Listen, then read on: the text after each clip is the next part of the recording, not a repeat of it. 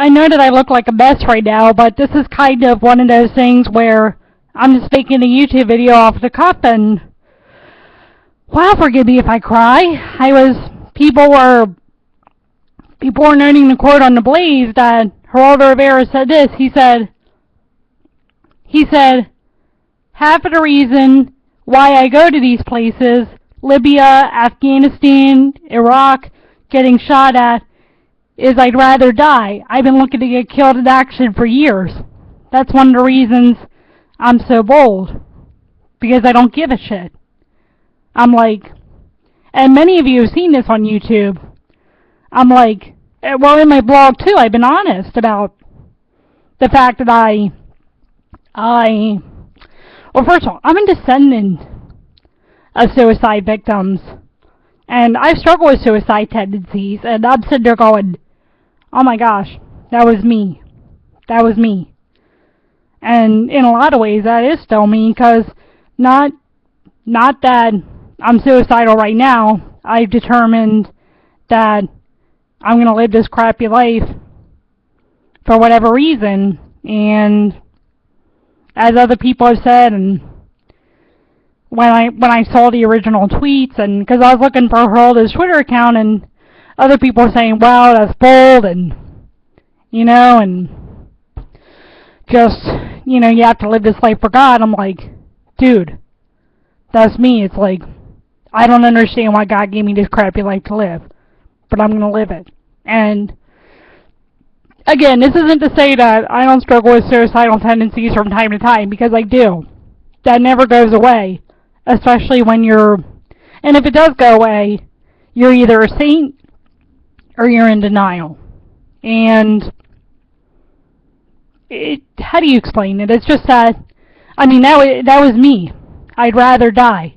I've been looking to get killed for years.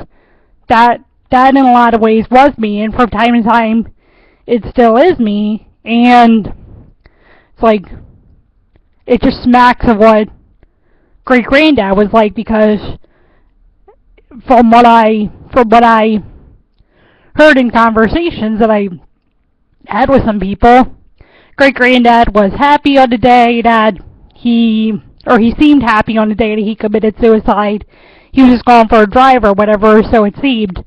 Well, next thing anybody knew, he was jumping off a Falls River Bridge in Exeter, Pennsylvania. And the signs had been there, because he had fallen into a depression after he got his leg severely injured by a lawnmower. We don't know what happened to him in 1930, and I still can't find the census record, but something must have happened, because I thought it was him that they had in a mental institution, and Fort River apparently it wasn't, but something happened, because his census record doesn't show up.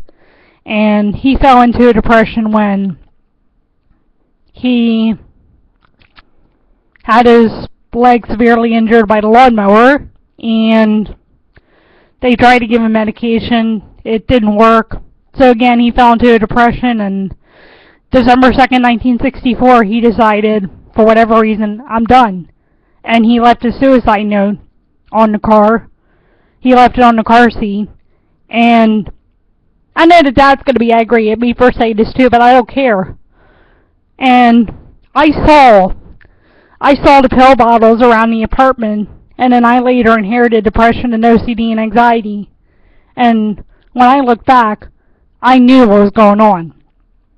And I know too that Dad is OCD, because there was an incident where we were talking about the Holocaust, and he was clearly stressed, and he drew a Nazi symbol just to throw it into the fireplace that was burning the fire at the time. And let's just say it doesn't help when you hide these things, and those things are going to come out, and when they do come out, it's just safer that you say, you know what, I struggle with this, I need to get help for it if I'm not getting help right now. And it's just safer for me to talk about it instead of acting like, oh, I'm okay, everything's okay, we're all happy, viva la vida. So, Again, seriously, the point of this video is I'm making a plea to Geraldo, please, man, get help. And I'm not just saying that lightly. I don't want you to end up like great-granddad Zarnecki. I don't want you to end up like great-great-grandma Rustock's dad. I don't want you to end up like her two brothers. I want you to get the help that you need. And again, I'm not just saying this because of whatever. I'm telling you, man, I've been there. I've been there.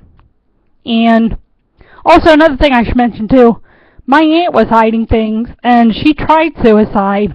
She tried it, we think, twice.